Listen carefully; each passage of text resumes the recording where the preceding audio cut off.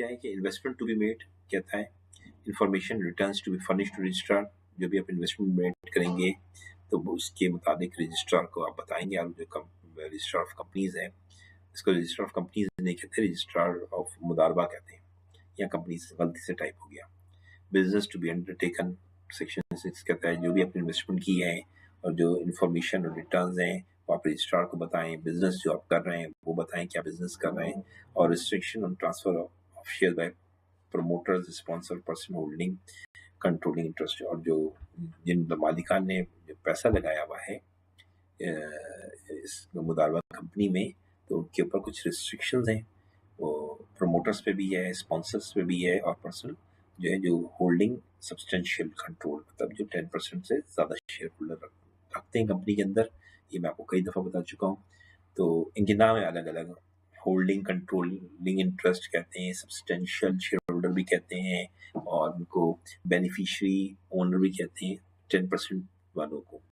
तो ये इनके मुतालिक जो है वो इंफॉर्मेशन जो है आपके पास कंपनी जो है अपने पास रखेगी और उसके पास होनी चाहिए, ठीक है, ताकि ऑडिटर आए तो वो चीज़ें दी जा सकें। और जो इन्फॉर्मेशन रिटर्न्स हैं वो जो रजिस्ट्रार जमा कराने वो अपने टाइम पे जमा कराने। In pursuance of provision of an non banking finance company, इसके मुतालिक पूछ रहे हैं प्राइवेट फंड क्या होता है। प्राइवेट फंड क्या होता है, अगर एनबीएफसी की बात करें तो प्राइवेट फंड क्या चीज़ होती है। तो जब नॉन बैंकिंग कंपनीज मैं आपको बता चुका हूँ, हल्दी फाइव है। तो private fund means an arrangement which has the purpose for of pooling funds from one और more eligible investor for investment in portfolio of securities और other financial assets for profit. आप क्या करें, मिसाल के तौर पर एक फंड बनाएं और उसमें बहुत सारा पैसा उसके अंदर डालें, ठीक है, इन्वेस्टर से लेके एलिजिबल जो एलिजिबल हो उनका जो शराइत पे पूरे उतर रहे हो, आपने कोई शर्त रखी है, तो वो पैसे को का एक पूल बना दें, एक टोकरी में पैसे डाल दें, उसे कहते हैं, यानी पूल में पैसे डाल दें, और उस पर जो प्रॉफिट हो तो वो इनकम और return where participants of fund उन्हीं पार्टिसिपेंट्स को मिलेगा, बाकियों को नहीं मिलेगा। मिसाल के हमारी हमने कंपनी में, जैसे हमने अपने घर में हम 5 बहनें 2 भाई हैं मिसाल के तौर पे, और 2 माँ बाप हैं, ठीक है ना, और एक बीवी है मेरी और 2 बच्चे हैं। तो ये कितने हो गए, सपोज करें 5 बहनें 2 भाई 7, 2 माँ बाप, और 10 11 लोग हैं। हम 11 में से 4 ने एक फंड बना लिया, तो जाहिर बात है चारों ने पैसे डाले, तो उससे फंड से पैसे डाल दिए, फिर उस पैसे का इस्तेमाल किया, कोई बिजनेस किया, तो प्रॉफिट इन चारों को ही मिलेगा ना, सबको तो नहीं मिलेगा, ठीक है ना। तो ये कह रहे हैं इनकम पार्टिसिपेंट्स को मिलेगा। Fund neither have day-to-day control over the management of the fund property nor the right to give direction in respect of such management। और जो फंड कंपनी क्रिएट करेगी, जो लोग पैसे डालेंगे तो वो पंगे नहीं करेंगे, कंपनी के जो डायरेक्टर्स होंगे वही सारे इस बिजनेस को चलाएंगे, इस फंड को। ये नहीं वो कहेंगे क्या कि मैंने पैसे दिए हैं, मेरी मंशा, मेरी एडवाइस लो, ये नहीं करना है। जो फंड पार्टिसिपेंट्स हैं वो पैसा लगाएंगे और उसके बाद वो पंगे नहीं करेंगे, कंपनी के डायरेक्टर्स हैं वो कंपनी के फंड्स को चलाएंगे, ठीक है। Following shall not be classified as private fund, ये 3 जो हैं वो प्राइवेट फंड में शामिल नहीं होते। कौन कौन से, कलेक्टिव इन्वेस्टमेंट स्कीम, CIS, ये मैं आपको पढ़ाऊंगा बाद में, याद रखें। अभी ये तो हर पेपर सॉल्व करने से तो सिर्फ आपने समझना है। एम्प्लॉय वेलफेयर ट्रस्ट और ग्रेचुइटी ट्रस्ट या प्रोविडेंट फंड। वेलफेयर, एम्प्लॉय का वेलफेयर ट्रस्ट हो, ग्रेचुइटी ट्रस्ट हो, या प्रोविडेंट फंड हो, या पेंशन फंड हो, तो वो नहीं इसमें फॉलो थे, ठीक है ना। और ये एम्प्लॉयज़ किसके हों, किसी कंपनीज के हों, मिसाल के कंपनीज के हों एम्प्लॉयज़ हों।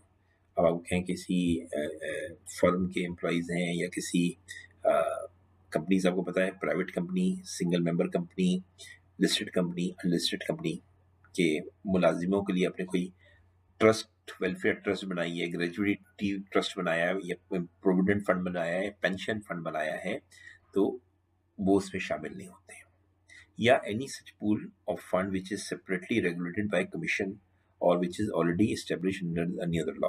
अगर एक ऐसा पूल है जिसको बाकायदा SSCP ने कह दिया है कि ये नहीं है प्राइवेट फंड, या किसी लॉ ने कह दिया है, तो ऐसे फंड को नहीं कहेंगे प्राइवेट फंड। क्यों कहेंगे? जब लॉ ने कह दिया है कि इस किस्म के फंड प्राइवेट फंड नहीं है, तो फिर नहीं है।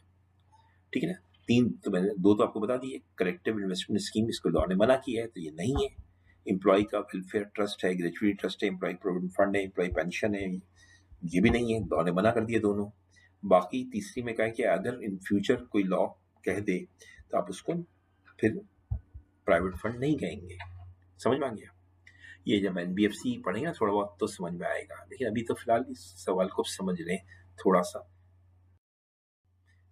और कॉस्ट मैनेजमेंट अकाउंटेंट्स के लिए बात है, द प्रिंसिपल जो है, कानून जो है, professional competence and due care imposes obligation on cost management accountants के ऊपर कुछ आपके इंस्टीट्यूट आईसीएमए ने कुछ एथिक्स रखी हैं, अखलाकियात। देखिए, आपका कोई स्टूडेंट के अंदर अखलाकियात नहीं है। मैं इतनी मेहनत करके अपने नोट्स बनाता हूँ, आप लोगों की अभी से ये हालत है कि आप लोग पढ़ते नहीं हैं, तो आगे चल के आपके अखलाक तो वैसे ही सही नहीं होंगे। अखलाक सही करें। The principle of professional competence and due care impose the following obligation on cost and management accountant. Professional competence मतलब आपके अंदर नॉलेज होनी चाहिए बेहतरीन। ड्यू केयर का मतलब आप लापरवाह ना हो। क्या? To maintain professional knowledge and skill at the level of required to ensure that your client employers receive competent professional service. आप जॉब करने हैं आईसीएमए करने के बाद, तो आपकी जिम्मेदारी है कि आप उसको क्या नाम है अच्छी नॉलेज हो, ताकि अपने बॉस को अच्छी सर्विस दे सकें और आप अच्छा काम कर सकें। और अब डिलीजेंटली एक्ट करें। डिलीजेंटली एक्ट का मतलब क्या? सुस्ती काहली नहीं करनी है, लापरवाही नहीं करनी है, प्रोफेशनल टेक्निकल स्टैंडर्ड्स को फॉलो करना है और अपनी ऐसी परफॉर्मेंस देनी है कि आपका इदारा खुश हो आपसे, अपने इदारे को आप बना दें। ये हो गया आपका, ये था कॉम्पिटेंस एंड ड्यू केयर था। ठीक है ना? प्रोफेशनल कॉम्पिटेंस क्या है? प्रोफेशनल कॉम्पिटेंस में 2 चीज़ आती हैं, अटेनमेंट ऑफ प्रोफेशनल कॉम्पिटेंस और मेंटेनेंस ऑफ प्रोफेशनल कॉम्पिटेंस। क्या? प्रोफेशनल कॉम्पिटेंस को अपने अटेन करना है और उसको मेंटेन भी करना है। ठीक है ना? दोनों चीज़ें। ये नहीं आपने शुरू में तो अच्छा काम किया, बाद में खराब कर दिया। मेंटेन भी करना है और अटेन करना है, अपने हासिल करना है, कोशिश करनी है अपने कॉम्पिटेंस पे जाएं, और मेंटेन को बरकरार भी रखना है। रहीम, देखिए, प्रीमियम प्रिंटर्स लिमिटेड पीपीएल जो है वो प्लानिंग कर रहे हैं। क्या प्लानिंग कर रहे हैं? देखिए, प्लानिंग कर रहे हैं कि उनकी कंपनी स्टॉक एक्सचेंज पे प्लानिंग टू लिस्ट करें। लिस्ट का मतलब रजिस्टर्ड कराएं। अब लिस्ट का मतलब यार क्या होता है? रजिस्ट्रेशन कराना चाह रहे हैं।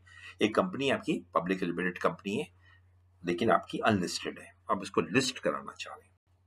और उसके बाद लिस्ट यानी रजिस्ट्रेशन कराने के बाद आप चाह रहे हैं आवाम से पैसा लेना, उनको शेयर देना।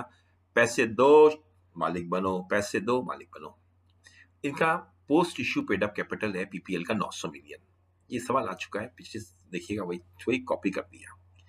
अच्छा, you are a corporate consultant and a PPL hires your advisory. आपको कॉर्पोरेट कंसल्टेंट के तौर पे बुलाया है, भाई तैयार हो जाए। और आपको कहा है कि बताएं कैसे होगा ये आईपीओ, कैसे होगा बताएं। कंपनी सेक्रेटरी तो होता है, लेकिन कभी कभी कंपनी सेक्रेटरी की कुछ चीज़ें फंस जाती हैं, तो वो डायरेक्टर से कहता है, डायरेक्टर फिर कंसल्टेंट को हायर कर लेते हैं। तो आपको हायर किया गया है, इज्जत रखिएगा, बेइज्जत मत कराइएगा। तो एक briefly explain the right of 5.4 of क्या Pakistan stock exchange book rule book बताना है। क्या? Requirement for location of capital to the general public in case of the post issue paid up capital exceed 5 million, 100 million से बढ़ जाए तो क्या होता है? Keeping in view of requirement and above scenario, what would be the allocation amount to the general public को कितना देना है? ठीक है, अगर 500 मिलियन से 5 करोड़ से 50 करोड़ से ज्यादा हो जाए तो।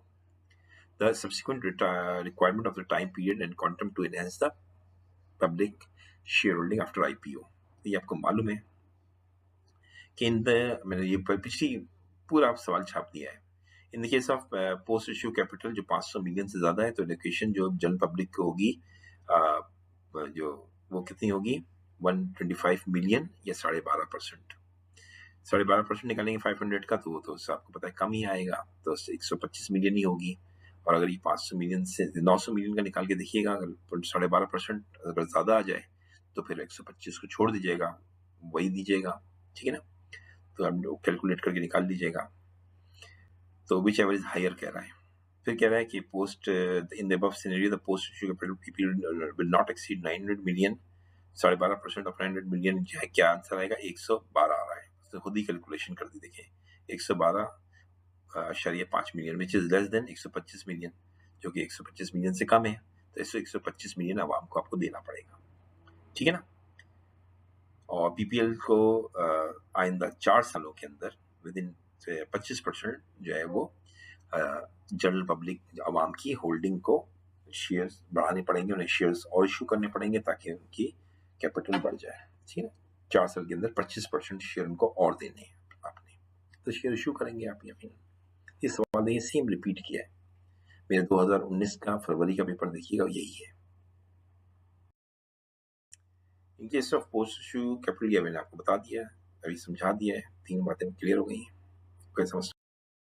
Shahbaz chemicals limited SCL hold करी अपनी बोर्ड की 25वीं मीटिंग, बोर्ड की 25वीं मीटिंग हो रही है।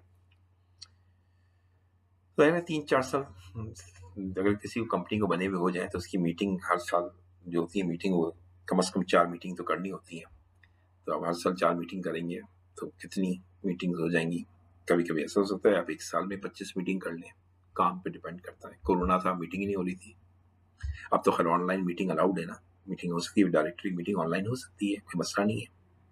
कोरोना से पहले भी हो सकती थी। तो कह रहा है कि 25वीं मीटिंग हो रही है, फरवरी 24 को हो रही है 2020, ठीक है। मंडे का दिन होगा 10:30 बजे, रजिस्टर्ड ऑफिस में हो रही है और शवाइस प्लाजा लाहौर में। The external auditor have reviewed 6 monthly, 6 महीने का ऑडिट ऑडिटर ने रिव्यू कर लिया। ऑडिट नहीं कहेंगे, रिव्यू करेंगे, कि जो ऑडिट 12 महीने का होता है, 12 महीने से कम का हो तो रिव्यू कहते हैं उसको, ठीक है ना। 6 महीने का ऑडिट ने काम कर लिया है तो रिव्यू कर लिया 6 महीने के।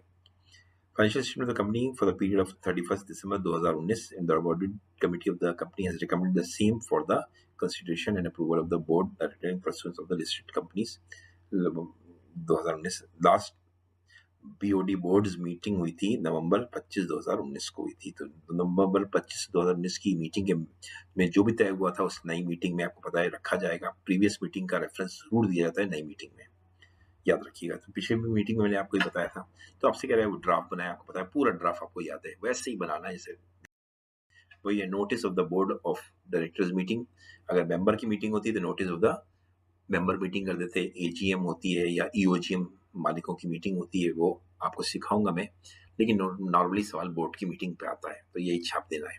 फिर क्या लिखना होता है कि मीटिंग जो बोर्ड की मीटिंग है या मेंबर की मीटिंग है, ये लिखना होता है। इस सवाल में बोर्ड की मीटिंग है तो हमने बोर्ड की मीटिंग लिखा, कंपनी का नाम लिखा, शहबाज केमिकल है, टाइम लिखा, दिन लिखा, मंडे, तारीख लिखी, जगह का पता बताया। यही मैंने बताया था ना आपको, वही चीज देखें सेम छाप दी है। हर साल आते हैं तो कचरा क्वेश्चन है ये वाला नोटिस जो आपको बनाने को एग्जामिनर कहता है। पहला पॉइंट सेम होता है, पिछली मीटिंग के मिनट्स की कंफर्मेशन, यानी पिछली मीटिंग में जो तय हुआ था 25 नवंबर 2019 को, उस मीटिंग में जो तय हुआ था उसे वहां पे डिस्कस किया जाता है, ठीक है। फिर क्या होता है, ऑडिट कमेटी की रिकमेंडेशन होती है। ऑडिटर ने अगर कोई रिव्यू किया हुआ है तो उसको सवाल में दिया हुआ है तो उसको रख लेंगे, ठीक है। यही सवाल था कि ऑडिट कमेटी ने कुछ रिकमेंडेशन दी है, ऑडिटर्स ने कुछ रिव्यू किया 6 महीने में, कुछ घपला शपला हुआ है, जब भी तो रिव्यू करके उसने कुछ रिपोर्ट दी है तो उसको मीटिंग में डिस्कस करना चाहते हैं लोग डायरेक्टर्स। फिर वही है आखिरी, to transact any other business with the permission of the chair, मैंने बताया था, यानी कोई और इश्यू भी डिस्कस किया जाता है अगर चेयरमैन उसकी इजाजत दे। फिर वही हुआ, वही ऑन बिहाफ द बोर्ड, वही कंपनी सेक्रेटरी, वही क्या नाम है, लाहौर, फरवरी जिस तारीख को ये नोटिस इशू हो रहा है। अच्छा, note that must be at least 7 days before the meeting. ये आपको मैंने पहले बता दिया है कि डायरेक्टर की मीटिंग का 1 week का नोटिस होता है। तो इस 17 फरवरी को हम लिख रहे हैं और 24 को मीटिंग है, तो कितने दिन का आ रहा है? हाँ, बिल्कुल 7 दिन का दिन फर्क, सही है, ठीक है, ओके, समझ में आ गया नहीं? Okay. Company secretary must have a good understanding of filing returns.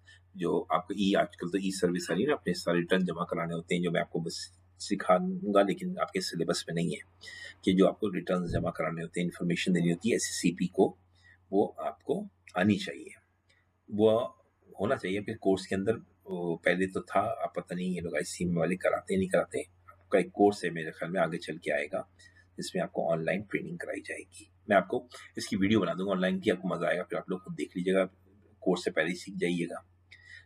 तो कंपनी सेक्रेटरी को ऑनलाइन डॉक्यूमेंटेशन जो एसएससीपी को भेजनी होती है हमें, वो लिस्टेड कंपनी में तो बहुत ज़्यादा है कि ये जो डायरेक्टर चेंज हो गया, ऑडिटर चेंज हो गया, सीईओ चेंज हो गया, आपके एनुअल अकाउंट्स हैं उसकी रिपोर्ट, आपकी मीटिंग कब हो रही है, एजीएम, ईओजीएम, उसकी तमाम चीज़ें, तो ये सब आपको अब इलेक्ट्रॉनिक तरीके से जाके फाइल करनी होती है। तो ये आपको फिजिकल भी आना चाहिए और इलेक्ट्रॉनिक भी आना चाहिए, दोनों आना चाहिए। ठीक है, तो ये कह रहा है आपसे, being a company secretary briefly explain the filing procedure describe. Filing procedure क्या है वो बता दें रेगुलेशन 5 में। ये सब याद, रेगुलेशन वगैरह याद ना करें आप, सिंपली बस देख लें कि फाइलिंग प्रोसीजर क्या है, वो देख लेते हैं आंसर। ये आखिरी क्वेश्चन है शायद। फाइलिंग प्रोसीजर ये है, आपको इसे याद करना है कि इसे पढ़ लीजिएगा, उसको अच्छी तरह समझ लीजिएगा, और फिर मैं आपको अंडरस्टैंडिंग ऑफ फाइलिंग प्रोसीजर समझा भी दूंगा। तो अभी देखने को ऐसा मसला नहीं है, कुछ भी नहीं है, लिख लें, पढ़ लें आराम से। सिंपल इसमें आप ये लिखेंगे कि any form, return, application, document और रिपोर्ट जो आप फाइल करेंगे कंपनी की तरफ से, वो ऑनलाइन भी होगी और फिजिकल भी हो सकती है, और आप एसएससीपी को या रजिस्ट्रार को भेजते हैं। Duly sign by authorise officer होनी चाहिए, जो सीईओ के साइन होने चाहिए, या सीईओ नहीं है तो सीईओ के जगह डायरेक्टर के साइन होने चाहिए। कंपेन बाय ओरिजिनल पेड चालान, कुछ जगह ऐसी होती है आपको फीस पे करनी होती है, तो फीस की आप फोटो खींच के नहीं कैमरे से वो अटैच कर देते हैं। ठीक है ना। इन केस ऑफ अपील, कोई अपील वगैरह कर रहे हैं कंपनी के ऊपर, कोई केस हुआ है, ठीक है ना, तो other than the appeal in the appellate bench of the commission और applicant shall, in addition to comply with any other requirement of the act or the rules, may be duly signed होनी चाहिए। अगर कोई appeal कर रहे हैं आप, company में केसेस भी हो जाते हैं बहुत सारे, मिसाल के तौर पे डायरेक्टर का इलेक्शन में धांधली हुई है, सीईओ का अपॉइंटमेंट गलत हुआ है, तो कोई केस कर देता है मिसाल के तौर पर। इस तरह से आपके नहीं है सिलेबस में सिर्फ पूछता है, सीए में भी नहीं इतना पूछता, कॉर्पोरेट गवर्नेंस के अंदर बहुत पूछा जाता है। तो अगर कोई ऐसी अपील कर रहे हैं तो साइन होनी चाहिए, वेरीफाइड होने चाहिए, एफिडेविट लगा होना चाहिए। एफिडेविट का होता है उसमें लिखा हो तरह का आप देख के देते हैं कि मैं ये हल्फिया कह रहा हूँ, एफिडेविट हल्फिया होना चाहिए। उसमें एप्लीकेंट का जो नाम हो, तमाम तफसील हो, एड्रेस, टेलीफोन नंबर वगैरह, ईमेल एड्रेस वगैरह बड़ा क्लियर होना चाहिए, उस ताकि वो एसएससीपी आपको जवाब दे तो कहाँ दे जवाब। आपने अपनी इंफॉर्मेशन भी देनी है पूरी, नीटली होना चाहिए, सही प्रिंट होना चाहिए। आजकल अक्सर लोग फोटो खींचते हैं व्हाट्सएप पे, वो प्रिंट सही नहीं आ रहा होता है, तो आपने फोटो खींच के भेजा है अपने तो एसएससीपी को या आरओसी को, तो फोटो सही खींची हुई होनी चाहिए ना, ताकि नंबर और सीरियल नंबर होने चाहिए, सही नज़र आ रहे हो, ABCD तमाम चीज़ें, फ़ोटो सही खिंचा होना चाहिए। और कोई डॉक्यूमेंट उसके साथ आपने अटैच किया तो डॉक्यूमेंट बिल्कुल साफ सुथरा होना चाहिए, बड़ा क्लियर नज़र आ रहा हो। क्योंकि हमने जो भी ईमेल पेजेस, जैसे मैंने अभी देखें आपको ये भेज रहा हूँ, नोट्स बना रहा हूँ, तो उसके पीछे देखें लिखा हुआ आ रहा है ICM पाकिस्तान लिखा हुआ आ रहा है, पढ़ने में बहुत ज़्यादा अच्छा नहीं है, लेकिन फिर भी काम चल रहा है। तो इसलिए अक्सर लोग फॉर्म जमा कराते हैं, एसएससीपी वाले शिकायत कर रहे होते हैं, आधा कटा हुआ फॉर्म आ रहा है, फोटो से नहीं खींची हुई है, ऑथराइज सिग्नेचर नहीं है, भूल गए, फोटो खींच के भेज दी, भाई साइन भी तो करो, फिर भेजो साइन करके, फोटो खींचने से पहले साइन कर लो, तो वो करना भूल जाते हैं। वैसे सिर्फ इतना ही है, कंपनी में आप कराची में रहते हुए सोचते हैं तो आपको ऐसी बातें लगती हैं तो मजाक है, लेकिन कराची में मैं देखता हूँ बहुत सारी गलतियां लोग करते हैं, और गाँव में जो कंपनीज हैं वहाँ तो बेड़ा गर्क है, कुछ भी नहीं आता उन लोगों को बिल्कुल।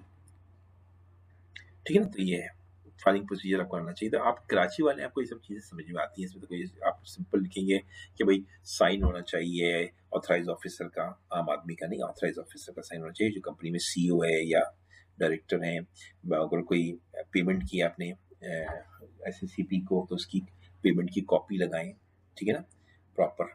और अगर अपील की है किसी मामले में, बताऊंगा मैं अपील कहाँ कहाँ करते हैं, तो उसमें उस अपील का जो फॉर्म है इस पर आप साइन करेंगे, वह है उसमें हल्फिया लिखेंगे, वेरीफाई जिससे कराएंगे उसका भी साइन होगा, और तमाम चीज़ें complete, name, address, contact number, email address, जो भी है तमाम चीज़ें जो इसने एफिडेविट लिखा है उसकी देंगे, ठीक है ना। और क्या नाम है, सब चीज़ें साफ सुथरी होनी चाहिए, प्रिंटिंग साफ होनी चाहिए, ताकि वो लोग एसएससीपी पढ़ सकें। चाइनीज़ में मत भेज दीजिएगा, ठीक है ना, समझ में नहीं आएगा क्या लिखा हुआ है। तो ये था सवाल, मेरे ख्याल में अपना पेपर ख़त्म हो गया। तो दुआ में याद रखिएगा, बहुत मेहनत की आज मैंने, 3 घंटे दिए आपकी वीडियो आपसे बनाने में इतना टाइम लगा, तकरीबन 6 घंटे आज मैंने आप लोगों के ऊपर लगाए। अब आप लोग पढ़ लीजिएगा प्लीज़ भाई, और लाइक और शेयर किया कीजिए ताकि मेरी भी हौसला अफजाई हो। मैं मेहनत कर रहा हूँ, आप लोगों की अप्रिसिएशन तो चाहिए होती है ना मुझे। कमेंट कर देंगे, खुश हो जाऊँगा, ठीक है ना। लाइक करें, शेयर करें, ताकि लोगों को फ़ायदा हो, ज़्यादा से ज़्यादा लोग पास करें, अंडरस्टैंडिंग बढ़े। और कोई क्वेश्चन हो तो मुझे व्हाट्सअप करें ताकि मैं आपको जवाब दूँ उसका, ठीक है ना। अपना ख्याल रखिएगा, अस्सलाम वालेकुम। अच्छा, एक सवाल और रह गया, briefly explain the qualification experience criteria appointment of company secretary का क्या है। ये बहुत सवाल रिपीट हुआ है, इसे याद रखिएगा कि क्वालिफिकेशन क्या है। मैंने बता दिया था कि प्रोफेशनल बॉडी का होना चाहिए, ठीक है ना, जैसे कि एसीसी है, सीमा है, आईसीएमए है, ठीक है ना, चार्टर्ड अकाउंटेंट है, ठीक है ना, एसीआईएस एक इदारा है, उसका मैं मेंबर हूँ, वो भी 14-15 पेपर हैं उसके, वो मैंने किए थे। तो वो एसीआईएस से ये जो है बॉडीज का मेंबर होना चाहिए। बस सिंपल याद रखिए, प्रोफेशनल बॉडी का मेंबर हो। आप एसीसी, सीए, सीमा ये लिख देंगे तो काफ़ी है। या उसके पास मास्टर की डिग्री हो बिजनेस एडमिनिस्ट्रेशन में या कॉमर्स में, या उसके पास लॉ ग्रेजुएट हो, एलएलबी हो, और जो डिग्रियां हैं वो हायर एजुकेशन कमीशन उनको तस्लीम करता हूँ, ठीक है ना। इन केस ऑफ फॉरेन क्वालिफिकेशन, अपने बाहर से कोई क्वालिफिकेशन ली हुई है, सीपीए, मैं हूँ सीपीए सर्टिफाइड पब्लिक अकाउंटेंट, और equivalent certificate from higher education commission से मैंने ले लिया है, और 5 साल का तजर्बा होना चाहिए। मेरे पास तो है, बट बुढ़ा हो गया हूँ, तो रेलेवेंट एक्सपीरियंस होना चाहिए इन केस ऑफ लिस्टेड कंपनी, और 2 years relevant experience in case of other company. अगर किसी single member company, private company या पब्लिक अनलिस्टेड कंपनी में, तो आपका तजर्बा 2 साल चलेगा, और वरना लिस्टेड कंपनी के लिए 5 साल का तजर्बा होना चाहिए। और एक गवर्नमेंट का ऑफिसर है जो रिटायर्ड है, 18 ग्रेड का है, तो वो भी कंपनी सेक्रेटरी बन सकता है कि अगर उसके पास 15 साल उसने काम किए हुए हों 18 ग्रेड के ऑफिसर की हैसियत से। वैसे मेरा ग्रेड तो 19 है, मैं 19 ग्रेड पे काम कर रहा हूँ। इंशाल्लाह अगले कुछ महीनों में 20 ग्रेड का ऑफिसर बन जाऊंगा। वैसे तो ग्रेड पाकिस्तान में 22 होते हैं, मैं अभी 19 पे हूँ, ठीक है। तो ये है बात, गवर्नमेंट के टोटल 22 ग्रेड होते हैं, ठीक है। तो ये है टोटल। इससे आगे अब क्या करें, देखते हैं आगे। सिंपल सा जवाब ये है कि इसका प्रोफेशनल बॉडी का मेंबर हो, और उसके पास लिस्टेड कंपनी है तो 5 साल का तजर्बा होना चाहिए। अगर अनलिस्टेड कंपनी है, प्राइवेट है, सिंगल मेंबर है, अनलिस्टेड है, तो 2 साल का तजर्बा होना चाहिए। लिस्टेड में 5 साल का होना चाहिए तजर्बा। कौन सा तजर्बा, ये कंपनी सेक्रेटरी का। और गवर्नमेंट का रिटायर्ड ऑफिसर है, इसी गवर्नमेंट के दायरे में काम करता है, इसी फाइनेंस अकाउंट्स में, तो 18 ग्रेड का ऑफिसर होना चाहिए, और उसकी सर्विस 15 साल उसने काम किया हो। अब मैं 19 ग्रेड पे काम कर रहा हूँ, मुझे 3 साल हुए 19 ग्रेड पे काम करते हुए। अब देखिए, ऐसा भी हो सकता है कोई किसी के पास 15 साल का तजर्बा नहीं है, फिर नहीं चलेगा। ये कह रहे हैं तो गवर्नमेंट का सर्वेंट हो 18 ग्रेड का, या उसके बाद इक्विवेलेंट और बोथ और above with at least 15 years experience, service experience हो, यानी 18 ग्रेड का कर सकता है, ये कह रहे हैं। या इसके बाद इक्विवेलेंट हो, 18 ग्रेड की इक्विवेलेंट हो उसके पास, या उसके पास 15 साल का तजर्बा हो ये सब काम करने का, गवर्नमेंट, लेकिन वो गवर्नमेंट का ऑफिसर, तो वो कर सकता है। पॉइंट नंबर 3 में क्या, गवर्नमेंट 18 ग्रेड का गवर्नमेंट ऑफिसर कर सकता है, गवर्नमेंट, और गवर्नमेंट का ऑफिसर है, उसके पास 15 साल का तजर्बा है, वो भी कर सकता है। 18 ग्रेड का नहीं है, 17 ग्रेड का है, तो उसके बाद तजर्बा है 15 साल का, तो वो कर सकता है। ग्रेड 18 के लिए तजर्बे की जरूरत नहीं है, 18 ग्रेड का तो कर सकता है, और 18 से कम का है तो उसके पास 15 साल का तजर्बा होना चाहिए, ठीक है ना, कोई मसला नहीं। और क्या क्वालिफिकेशन, सीएम होना चाहिए, सीमा होना चाहिए, चार्टर्ड अकाउंटेंट होना चाहिए, 3 होना चाहिए, और एक है एसीआईएस, ये भी हो सकता है।